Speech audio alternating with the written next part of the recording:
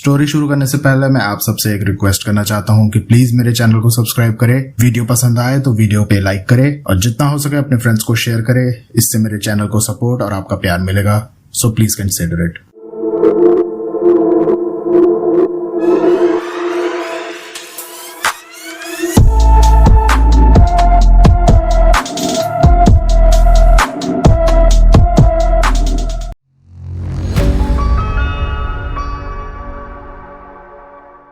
आप सुन रहे हैं हॉरर फाइल्स विद प्रवीण, सिर्फ ऑडियो पिटारा पर।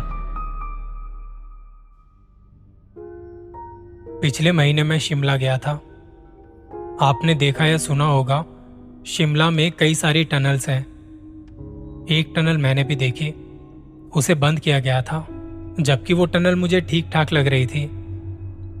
मैं जब होटल गया तो वहाँ के स्टाफ से इस टनल के बारे में पूछा। उन्होंने बताया ये टनल काफी पुरानी है। एक टाइम पर यह नॉर्मल टनल की तरह वर्क कर रही थी। यहां से गाड़ियों का आना जाना लगा रहता था। मैंने पूछा, फिर ये टनल आज बंद क्यों पड़ी है? हम लोग बड़ी नॉर्मल सी डिस्कशन कर रहे थे। मैं जानना चाहता था वहां के बारे में। उन लोगों ने बताया, यहां के लोगों का ऐसा मानना है इस टनल में एक लेडी का एक्सीडेंट हो गया था। वो अपनी गाड़ी से जा रही थी। टनल में एक जगह कंस्ट्रक्शन का काम चल रहा था। वो काफी स्पीड में थी तो उसका ध्यान नहीं गया और एक बड़ी मशीन से जा टकराई। उसकी तभी मौत हो गई थी। उस लेडी की मौत के बाद यहां पर और भी कई सारे एक्सीडेंट हुए। लोगों का मानना था ये टनल अब शापित हो गई है। बाद में जिन लोगों के एक्सीडेंट हुए थे उनमें से जो बच गए, उनका कहना था जब हमारा एक्सीडेंट हुआ तब अचानक से एक लेडी हमारी गाड़ी के सामने आ गई थी, जिसे बचाने के चक्कर में कार का बैलेंस बिगड़ा और एक्सीडेंट हो गया। और ऐसा किसी एक दो लोगों के साथ नहीं, कई लोगों के साथ हुआ था। और सबने एक ही बात कही थी कि हमने एक औरत को देखा था जो अचानक से रोड के बीच में आ गई। जब यहां एक्सीडेंट के केस बढ़ने लगे तो इस टनल को बंद कर दिया गया। टनल को बीच में एक बार खोला भी था ट्रांसपोर्ट आने जाने के लिए, पर फिर से एक्सीडेंट के केस बढ़ने लगे और इसके बाद से ये टनल आज तक बंद पड़ी है। अब यहां से कोई नहीं आता जाता। होटल स्टाफ से बात करके मैं अपने रूम में चला गया। मैं अपने एक दोस्त के साथ आया था। हमने थोड़ा रेस्ट किया और मैंने शिमला के एक पैरानॉर्मल एक्सपर्ट से इस बारे में बात की। इनका नाम है गौतम। गौतम ने मुझे बताया ये टनल आज के टाइम पर एक हॉन्टेड टनल के नाम से जानी जाती है। मैंने गौतम से पूछा कि आप कभी गए हो इस टनल में? तो उन्होंने कहा कि अभी तक तो नहीं, पर मेरी बड़ी इच्छा है यहाँ पे इन्वेस्टिगेशन करने की। गौतम का अपना एक यूट्यूब चैनल भी है जहाँ वो हॉन्टेड लोकेशंस को एक्सप्लोर करने की वीडियोस अक्सर डालते रहते हैं। मैंने कहा क्यों ना हम भी आपके साथ चलें इन्वेस्टिगेशन के लिए। हमारी बातें चलते चलते रात हो चुकी थी। बाहर काफ़ी तेज़ बारिश हो रही थी। मैंने कहा चलना कब है? गौतम ने कहा अभी चल सकते हैं। मेरा तो इन्वेस्टिगेशन का सामान भी गाड़ी में पड़ा रहता है। तो अब डिसाइड ये हुआ कि हम आज की रात ही चलेंगे। मैंने अपना एक बैग लिया जिसमें थोड़ा खाने का सामान और पानी की बोतल रखी। रेनकोट मैंने पहन लिया था और फिर हम निकल पड़े। बारिश सच में काफ़ी तेज़ हो रही थी और ऐसी बारिश में पहाड़ी रास्तों पर जो खौफनाक मंजर होता है वो आपको मैं बता भी नहीं सकता। ऊपर से पहाड़ों पर गिरते पानी के साथ बड़े बड़े पत्थर के गिरने का खतरा अलग होता है। जैसे जैसे हम टनल की तरफ जा रहे थे बारिश के साथ ओले भी गिरने शुरू हो गए। शायद ये कोई इशारा था कि तुम उस टनल की तरफ मत जाओ। गाड़ी को धीरे धीरे चलाते हुए हम आधे घंटे में उस टनल के मेन एंट्रेंस पर पहुंचे थे। हेडलाइट की रोशनी में टनल के अंदर काफ़ी दूर तक दिखाई दे रहा था। गाड़ी को टनल के बाहर ही खड़ा किया। गौतम ने अपने इन्वेस्टिगेशन गैजेट्स निकाल लिए। मैंने अपना बैग उठाया और टॉर्च लेके अंदर जाने लगे हम। बाहर से बारिश की आवाज़ काफ़ी तेज़ आ रही थी। हम कुछ बोलते तो हमारी आवाज़ वहाँ गूंज रही थी। 10-15 मिनट तक टनल के अंदर रहने के बाद मुझे अनकंफर्टेबल सा फील होने लगता है, क्योंकि मुझे इन सब की आदत नहीं थी। मैंने गौतम को कहा मैं बाहर गाड़ी में रुकूंगा, और वहीं गौतम जो ऐसी लोकेशंस को पहले भी एक्सप्लोर कर चुका था, उसने कहा वो यहीं रुकेगा और इन्वेस्टिगेशन करेगा। हमें ये पता करना था कि जितनी कहानियाँ यहाँ के बारे में बताई जाती हैं वो कितनी सच हैं। मैं टनल से होता हुआ गाड़ी तक आया, जो कि 100 मीटर की दूरी पर खड़ी होगी। हाथ में टॉर्च पकड़े हुए मैं यहाँ वहाँ देखता हुआ जा रहा था। मुझे घबराहट भी हो रही है। गौतम और मैं फ़ोन पर कनेक्ट थे, और एक वॉकी टॉकी जो गौतम ने ही मुझे दिया था, कहा कि ये अपने पास रखना, इसके सिग्नल वीक नहीं होते और काफ़ी अच्छी रेंज भी है इसकी। गाड़ी तक आके मैंने लॉक खोला और बैठ गया अंदर। यहाँ आके थोड़ा सही लग रहा था। मैंने गाड़ी के डैशबोर्ड पर मोबाइल रखा और इंटरकॉम भी। मैं गाड़ी के बाहर आसपास देख रहा था। चारों तरफ घना अंधेरा, बिजली चमक रही थी। बारिश अभी भी काफ़ी तेज़ थी। मैंने अपने बैग से पानी की बोतल निकाली और एक चिप्स का पैकेट खोल के मैंने पहला बाइट लिया। तब मुझे एक बहुत ही हल्की सी आवाज़ आती है। मैंने एकदम से पीछे देखा। अंधेरे के सिवा कुछ नज़र नहीं आया।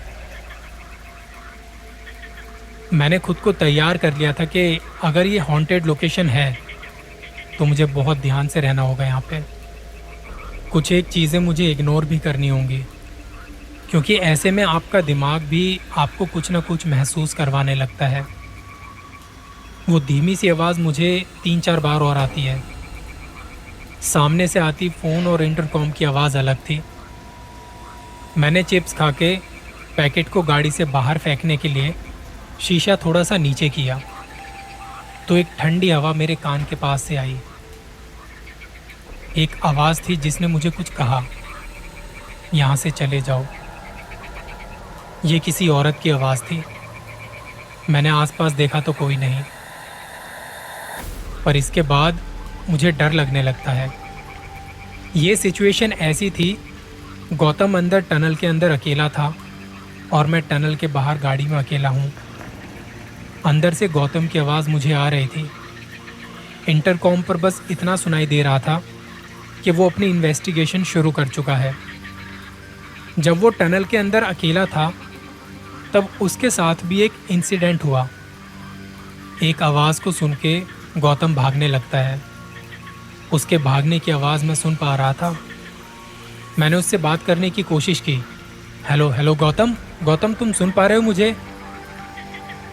थोड़ी देर में वो भागता भागता गाड़ी तक आया। गाड़ी का दरवाज़ा खोल के जल्दी से बैठ गया। मैंने कहा क्या हुआ, ठीक हो? गौतम बताता है जब मैं रिकॉर्डिंग कर रहा था तो मेरे पीछे से कोई आवाज़ सुनाई देती है और किसी के कदमों की आहट बिल्कुल मेरे पास, मेरे पीछे से सुनाई दी।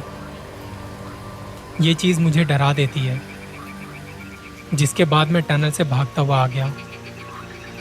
तेज़ बारिश की वजह से वो आवाज़ तो कैप्चर नहीं हुई, पर कुछ ऐसा कैप्चर हुआ जिसके बारे में हमने सोचा तक नहीं था। उस वक्त वहाँ से निकल के हम वापस आ जाते हैं। होटल वापस आने के बाद हम फ्रेश वगैरह हुए और सबसे पहले अपने कपड़े चेंज किए। फिर हम दोनों ने साथ बैठकर वो रिकॉर्डिंग्स देखी। जब गौतम अंदर अकेला था तब वो कुछ सवाल पूछ रहा था जो अक्सर पैरानॉर्मल इन्वेस्टिगेशन में पूछे जाते हैं। उसी दौरान गौतम के पीछे कंधे की तरफ एक लड़की का सफ़ेद सा चेहरा दिखाई दिया, और इन्वेस्टिगेशन करते टाइम गौतम को इसके बारे में ज़रा भी अंदाज़ा नहीं था। पर ये मैं जानता हूँ, और गौतम भी, कि वो टनल के अंदर बिल्कुल अकेला था। और जब वो अकेला था तो ये चेहरा किसका था? कौन था उस टनल के अंदर? गौतम और मुझे जितना लगता है, हो ना हो, जो चीज़ कैमरे में कैप्चर हुई थी, ये वही लड़की थी जो उस टनल को आज तक हॉन्ट करती है। अपने इस सफ़र में शिमला से निकल के हम पहुंचे उत्तराखंड। मेरे साथ गौतम भी था। उत्तराखंड में एक जगह है लोहा घाट, और मुझे लगता है उत्तराखंड की सबसे ज़्यादा हॉन्टेड लोकेशंस में से एक मानी जाती है ये जगह। लोहा घाट से हमारा जो अगला डेस्टिनेशन था वो था अबॉट माउंट। वैसे अबॉट माउंट की अपनी ही एक अलग कहानी है, शायद आपको पता भी हो। यहाँ पर एक डॉक्टर था जो मरीजों पर एक्सपेरिमेंट किया करता था, और इन्हीं एक्सपेरिमेंट के चलते काफी सारे लोगों की जान जा चुकी थी। जिस जगह पर ये डॉक्टर ये सब चीजें करता था उसे आज मुक्ति कोठरी के नाम से जाना जाता है। कहते हैं वहां लोगों को उनकी जिंदगी से मुक्ति मिलती थी, और वो डॉक्टर ही उन्हें मुक्ति दिलाता था, उनकी जान लेकर। पर यहाँ के लोगों को ये सब काफी बाद में पता चलता है। जब लोगों को उसके बारे में पता चला तो उस समय की ब्रिटिश गवर्नमेंट ने डॉक्टर को रातों रात गायब कर दिया, और उसके बाद से किसी को भी नहीं पता चला वो कहाँ गया। तो अबॉट माउंट के लिए गौतम और मैं पहले से ही सोच के आए थे कि इस जगह को एक्सप्लोर करेंगे। हमें जाना था मुक्ति कोठरी, पर वहां के प्रशासन से हमें कोई भी परमिशन नहीं मिली। वजह उन्होंने बताई कि वहां पे कुछ कंस्ट्रक्शन का काम चल रहा है। फिर हमने अपने प्लान को थोड़ा चेंज किया कि अबॉट माउंट चर्च जाके देखते हैं, क्योंकि वहां की भी कई कहानियां बताई जाती हैं। इस जगह को इंडिया की मोस्ट हॉन्टेड लोकेशंस में से एक माना जाता है। हमारा 8-9 किलोमीटर का सफर था लोहा घाट से अबॉट माउंट चर्च तक का। जब हम वहां पहुंचे तो शाम के 6 बज चुके थे। वो जगह काफी सुनसान थी।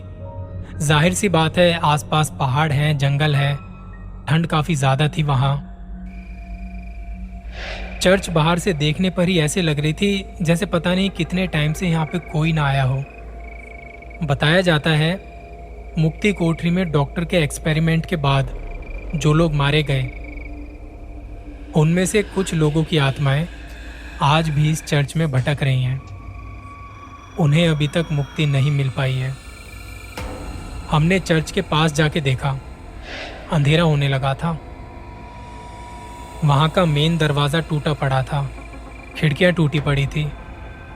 अंदर जाके देखा तो टूटे फूटे बेंच पड़े थे, हर तरफ धूल और मकड़ी के जाले। चर्च के बाहर एक बोर्ड भी लगा था जिस पे लिखा हुआ था, भूत प्रेत की बाधा से मुक्ति पाने के लिए यहाँ पर अपनी प्रार्थना करें। और लग रहा था वो बोर्ड काफी पुराना है, और अब जब ये चर्च खंडर बन चुकी है तो कोई ऐसे में आएगा भी नहीं। आसपास की जगह देखते देखते 7 बजने को थे और अंधेरा हो गया था। जैसे जैसे रात बढ़ रही थी, ठंड भी और ज्यादा बढ़ गई। मैंने गौतम को कहा, आई थिंक अब गैजेट्स निकाल के हमें इन्वेस्टिगेशन शुरू कर देनी चाहिए। मुझे इस जगह पर वैसे भी अच्छी वाइब नहीं आ रही थी। गौतम ने बैग से गैजेट्स निकाले, मैंने दोनों हाथ में टॉर्च पकड़ी हुई थी, और हमें लगा किसी ने हमारी तरफ कुछ पत्थर फेंका है। गौतम ने पीछे मुड़ के देखा, कहता कुछ आवाज़ आई है ना? मैंने कहा हाँ, किसी ने हमारी तरफ कोई पत्थर फेंका है। गैजेट्स निकाल के हमने एक सेंसर चर्च के मेन गेट पर रखा और एक उसके साथ खिड़की के पास। फिर गौतम कुछ सवाल पूछने लगता है। मैं उसके साथ में ही खड़ा यहाँ वहाँ देख रहा था। शुरू के कुछ मिनट तक तो हमें कोई जवाब नहीं मिला। फिर गौतम ने पूछा, अगर यहाँ कोई है तो हमें अपने होने का एहसास दिलाओ। ये कहते ही अंदर एक बेंच की लकड़ी का टुकड़ा टूट के नीचे गिर पड़ता है, जिसकी आवाज़ हमने साफ साफ सुनी। ये होते ही गौतम ने मेरी तरफ देखा, कोई है यहाँ पे। हम जिस जगह खड़े थे वहाँ भूसा पड़ा था, सडनली हम दोनों को लगा कि कोई हमारे साथ आके खड़ा हुआ है। हम दोनों बिना हिले डुले एक जगह पर जम गए और हमें भूसे पर दबाव सा महसूस हुआ, जैसे कोई उस पर से चल के चर्च की साइड गया है अभी। और तभी चर्च के मेन गेट पर लगा सेंसर बज उठा। अभी इस सेंसर को बजे 2 सेकंड भी नहीं हुए थे। चर्च की खिड़की पर अंदर की तरफ से नॉकिंग की आवाज़ आई। हम दोनों को पता चल चुका था कि हम यहाँ पर अकेले नहीं हैं। गौतम ने कहा, अगर आप चाहते हैं कि हम यहाँ से चले जाएं, तो एक बार मेन गेट पर लगे सेंसर के पास आके हमें थोड़ा इशारा दो। पहली बार में तो कोई जवाब नहीं आता। गौतम दोबारा पूछता है और धीरे धीरे सेंसर की तरफ जाने लगता है। मैं पीछे खड़ा था, मेरे हाथ में टॉर्च और बाकी सामान था। गौतम के हाथ में भी एक टॉर्च और दूसरे हाथ में कोई गैजेट था। मैं पीछे से गौतम की तरफ टॉर्च से देख रहा हूँ। तब मुझे एक बहुत ही डीप साउंड आती है, कई सारे लोगों के चीखने की आवाज़। वो आवाज़ बहुत धीमी थी, बहुत धीमी। गौतम कहता, आपने हमारी बातों का कोई जवाब नहीं दिया। क्या आप चाहते हैं हम लोग यहाँ से चले जाएं? और इस बार सेंसर एकदम से बजा। ठीक है, हम यहाँ से चले जाएंगे, हम आपको परेशान करने नहीं आए थे। उसने जल्दी से वो दोनों सेंसर उठाए, उन्हें बैग में रखा। जल्दबाजी में उन्हें ऑफ करना भूल गए थे। टॉर्च से रास्ते को देखते हुए हम वापस जाने लगते हैं। चर्च से थोड़ी दूर आए ही थे, गौतम के बैग में रखा एक सेंसर रीडिंग दिखाने की आवाज़ करता है। ये वो सेंसर होता है जब कोई स्पिरिट या कोई एनर्जी आपके आसपास होती है तो उसकी फ्रीक्वेंसी फ्लक्चुएट होने लगती है। बैग से निकाल के उसमें रीडिंग्स देखी तो वो काफ़ी हाई थी, मतलब हमारे साथ कोई एंटिटी है। हम दोनों ने बिना किसी रिएक्शन के अपने गैजेट को ऑफ किया और जल्दी जल्दी वहाँ से जाने लगे। जब हम उस चर्च से काफ़ी दूर आ चुके थे तो गौतम ने फिर से सेंसर ऑन किए, ये देखने के लिए कहीं हमारे साथ कोई एंटिटी तो नहीं आ गई। कई बार होता है ऐसा जब आपके साथ कोई एंटिटी जुड़ जाती है, पर अब उन सेंसर्स में कोई रीडिंग नहीं थी। तब हमें लगा था कि वहाँ से हमारे साथ कोई एंटिटी हमें बाहर तक छोड़ने के लिए आई थी, या ये भी हो सकता है वो एंटिटी हमें किसी बुरी एंटिटी से बचा रही हो। अबॉट माउंट वैसे तो बड़ी खूबसूरत सी जगह है, पर डेफिनेटली वहाँ पर कुछ ऐसी एंटिटीज़ हैं जिन्होंने हमें कोई नुकसान तो नहीं पहुँचाया, पर अपने होने का एहसास अच्छे से करवा दिया था।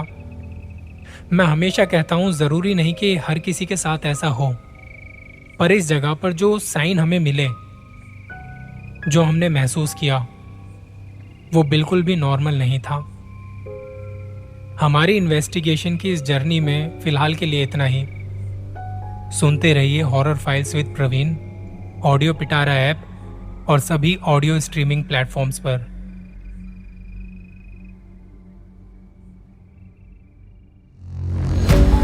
ऑडियो पिटारा सुनना जरूरी है।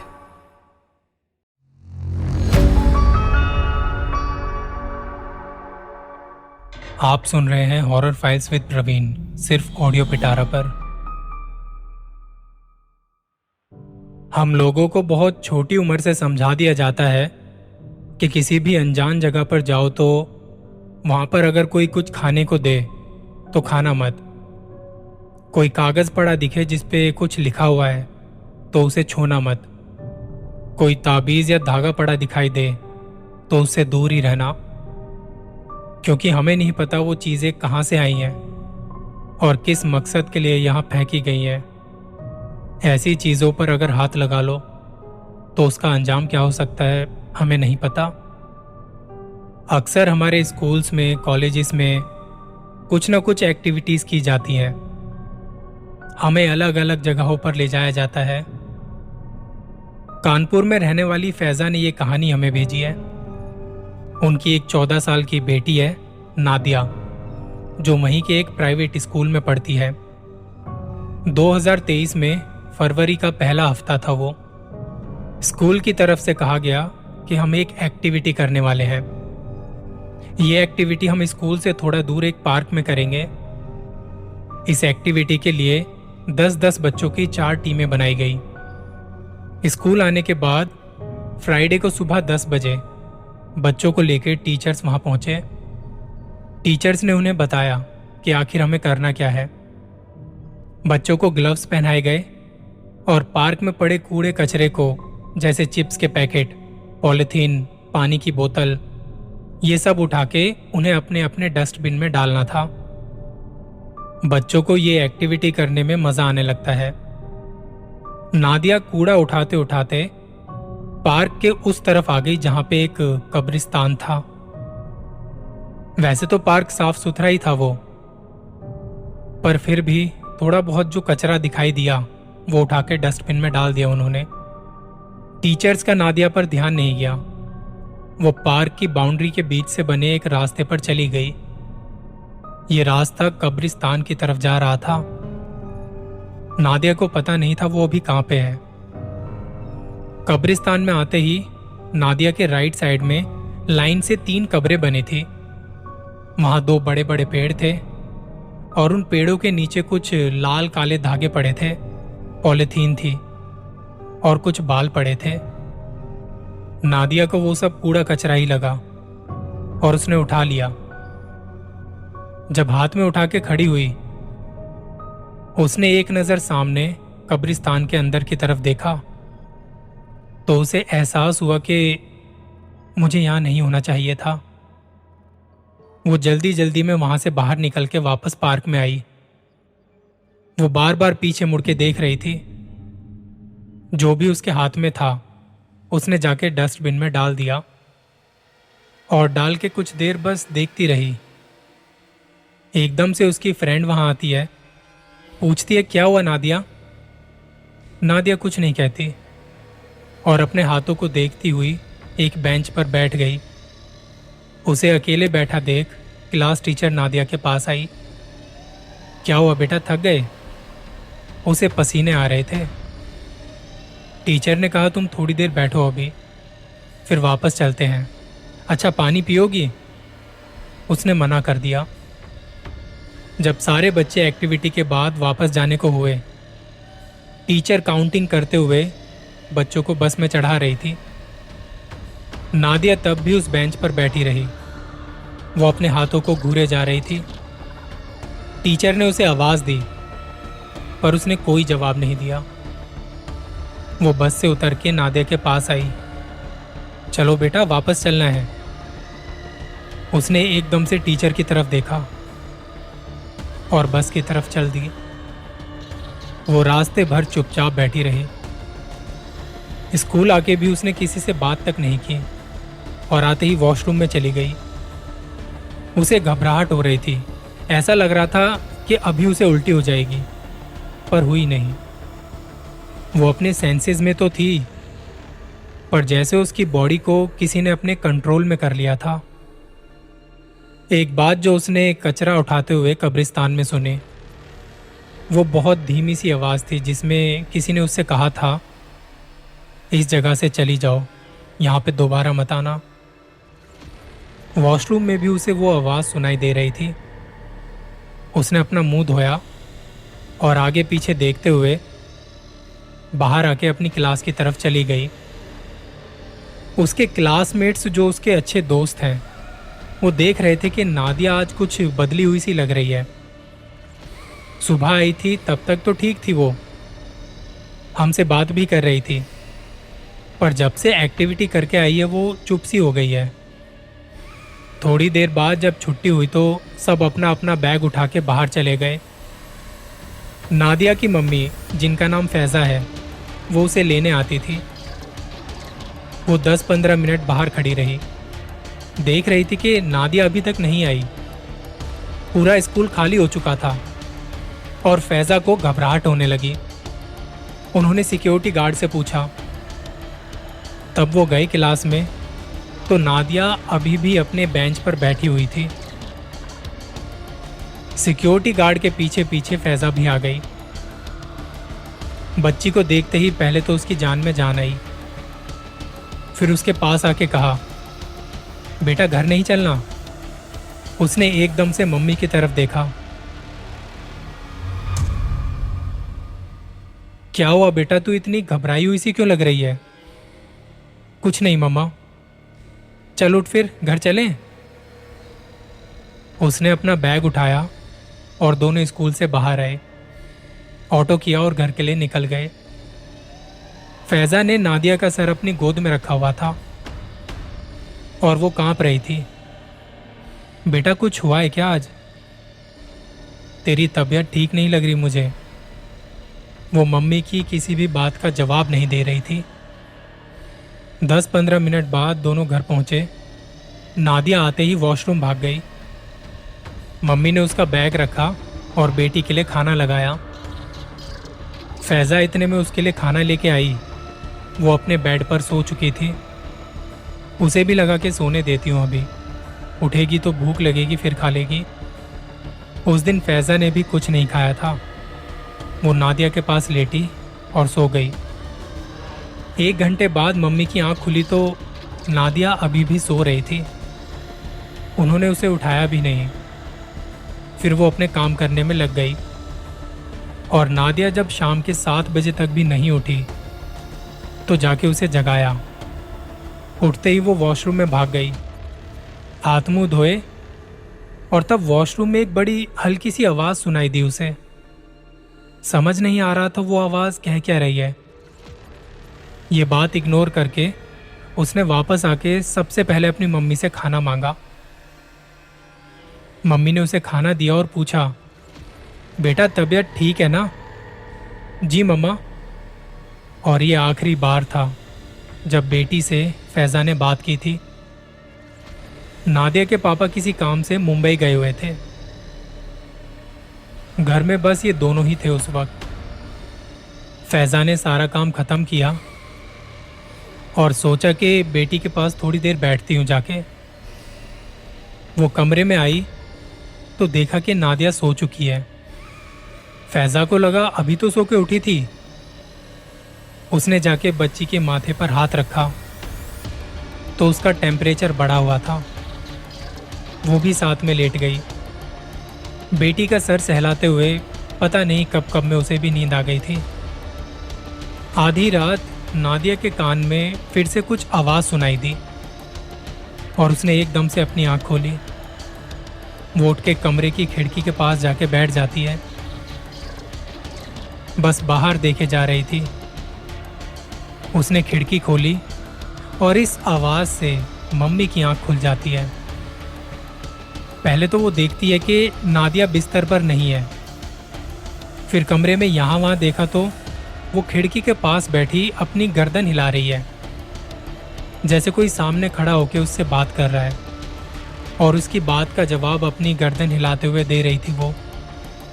फैजा देखती वहाँ तो कोई है भी नहीं, फिर ये किससे बात कर रही है? उसने थोड़ी देर बस नादिया को देखा, कुछ कहा नहीं। इसके बाद नादिया उठ के वॉशरूम में जाने लगी। वॉशरूम जाके उसने दरवाज़ा बंद कर लिया। 10-15 मिनट बाद भी जब दरवाज़ा नहीं खुलता तो फैजा जाके दरवाजे पर नॉक करती है, पर अंदर से कोई जवाब नहीं आता। वो फिर से नॉक करके आवाज़ देती है, नादिया बेटी दरवाज़ा खोलो, तुम ठीक हो ना? क्या कर रही हो इतनी देर से अंदर? अब तक इतना देखने के बाद फैजा को डर तो लग रहा था। थोड़ी देर बाद दरवाज़ा धीरे से खुलता है और बाहर खड़ी वो देखती है कि नादिया सामने एक कोने में बैठी दरवाजे की तरफ देखती हुई हंस रही थी। और जिस तरीके से वो हंस रही थी वो हंसी नादिया की तो बिल्कुल नहीं थी। वो हंसते हंसते बाथरूम की फर्श से कुछ इंच ऊपर हवा में उठ गई। ये देखते ही फैजा डर के मारे कांपने लगी। वो घर में बिल्कुल अकेली है और ये मेरी बच्ची के साथ क्या हो रहा है? नादिया के पैर और उसका पूरा शरीर हवा में झूल रहा था। अब इससे पहले फैजा कुछ सोच पाती, समझ पाती, नादिया ने अपनी आंखें बंद की और वो एकदम से नीचे गिरी। नीचे गिरते ही उसकी गर्दन एक बाल्टी में गई जिसमें पानी भरा था। फैज़ा ने जल्दी से बच्ची को उठाया और बिस्तर पर लेके आई। रात के तकरीबन 2 बजने को थे। उसने अपने पति को फ़ोन किया। 2-3 बार पूरी रिंग जाने के बाद भी कॉल उठा नहीं। फैज़ा को समझ नहीं आ रहा था कि किससे मदद मांगूं इस टाइम में। अब वो समझ चुकी थी कि नादिया के साथ कुछ ऐसी चीज़ हुई है जो बिल्कुल भी नॉर्मल तो नहीं है। नादिया आंख बंद किए लेटे लेटे हंस रही थी। फैज़ा यहाँ से उसे जगाने की कोशिश करती है। जब वो बिस्तर पर लेटी थी तो ऐसा लग रहा था कोई नादिया को ऊपर उठा रहा है। उसकी गर्दन बीच में से मुड़ी हुई थी, जैसे कोई लेटा होता है और आप उसे उठाओ तो उसकी गर्दन लटक जाती है। यही नादिया के साथ हो रहा था। फैज़ा अपनी बेटी को ऐसी हालत में छोड़ के कहीं जा भी नहीं सकती थी। वो रोते रोते कहती है, तुम जो भी हो, मेरी बच्ची ने तुम्हारा क्या बिगाड़ा है? इसे छोड़ दो, मेरी बच्ची को कुछ मत करो तुम। कुछ ही देर में उसके पति का कॉल आता है। फैज़ा, तुमने कॉल किया था इस टाइम पर, क्या हुआ, सब ठीक है ना? फैज़ा बताती है कि नादिया के साथ ऐसा ऐसा कुछ हो रहा है। उसने वीडियो कॉल किया तो वो लेटी लेटी हंस रही थी। उसकी गर्दन पर कोई निशान बन गया था। फैज़ा ने अब तक जो भी देखा था वो सब अपने पति को बताया। पति ने कहा, मैं तुम्हें कुछ बताता हूँ, तुम इसके ऊपर वो पढ़ो, नहीं तो अपने फ़ोन में चला दो और डरो बिल्कुल मत। फैज़ा ने यही किया। पति ने जो कहा था वो फ़ोन में चला दिया। फैज़ा सारी रात नादिया के पास बैठी रही। सुबह का इंतज़ार कर रही थी। कब कब में उसकी भी आंख लग गई पता नहीं चला। सुबह 8 बजे तक जब नादिया नहीं उठी तो अपने पड़ोस वाले घर पर फ़ोन करके बताया कि नादिया के साथ ऐसा ऐसा हो रहा है। पड़ोस में एक बुज़ुर्ग अंकल जी थे जिन्होंने फैज़ा को कहा, मैं तुम्हें एक फ़ोन नंबर देता हूँ, ये एक मौलवी हैं, इन्हें फ़ोन करके सब बातें बताइए। फैज़ा ने उन मौलवी साहब को फ़ोन किया। उन्हें बताया कि मेरी बेटी के साथ कल रात से ऐसा ऐसा कुछ हो रहा है। मौलवी साहब ने घर का एड्रेस पूछा और दोपहर 12 बजे तक फैज़ा के घर आ पहुंचे। पति ने भी फ़ोन करके बता दिया था कि मैं घर आ रहा हूँ, शाम 4 बजे तक पहुंच जाऊंगा। मौलवी साहब जब घर में आए तो नादिया सोफे पर बैठी थी। वो अपनी गर्दन कभी दाएं झुकाती कभी बाएं, और मौलवी साहब को देखते हुए वो गुस्से में आ गई। वो देखते ही समझ गए कि बच्ची के साथ क्या है। वो नादिया के सामने बैठे। नादिया उन्हें देख के रोने लगी। फैज़ा अपनी बेटी को ऐसे देख उसके पास आती है। क्या हुआ बेटा, रो मत, सब ठीक हो जाएगा। वो रोते रोते मम्मी के गले लग गई और फिर मौलवी की तरफ घूरते हुए देखा। मौलवी समझ गया था कि ये नाटक कर रहा है। उन्होंने फैज़ा को कहा, दूर हो जाओ बच्ची से। उनके पास एक थैला था जिसमें से कुछ निकाला और अपनी मुट्ठी बंद करके पढ़ने लगे। जैसे जैसे वो पढ़ रहे थे नादिया को उल्टी होने लगी। वो जहाँ बैठी थी वहीं उल्टी करती और चाट जाती। मौलवी को देख के वो हंसती तो उसके अंदर से दो बड़ी भारी आवाज़ें आने लगती। फैज़ा ने बताया कि नादिया का शरीर थक चुका था, पर उसके अंदर जो था वो ना तो उसे कुछ खाने पीने दे रहा था, ना उसे चैन से सोने दे रहा था। अब शाम को जब मेरे पति घर पर आए, उन्होंने नादिया को इस हालत में देखा तो सहम गए। मौलवी साहब ने बोला कि बच्ची के अंदर कल कब्रिस्तान से कुछ साथ में आ गया है, हमें जल्दी ही कुछ करना होगा, नहीं तो बच्ची कमज़ोर पड़ती जाएगी और वो इसके अंदर और ताकतवर होता जाएगा। नादिया के पापा उससे पूछते, ये कब्रिस्तान में कब गई? फैज़ा ने कहा, मुझे भी नहीं पता। नादिया हंसते हंसते कहने लगी, कल ये कब्रिस्तान आई थी, हमने इससे कहा भी था इस जगह से चली जाओ, यहाँ पे दोबारा मत आना, पर इसने हमारी बात नहीं मानी और कब्र के पास से कुछ सामान उठा के कूड़े में डाल दिया।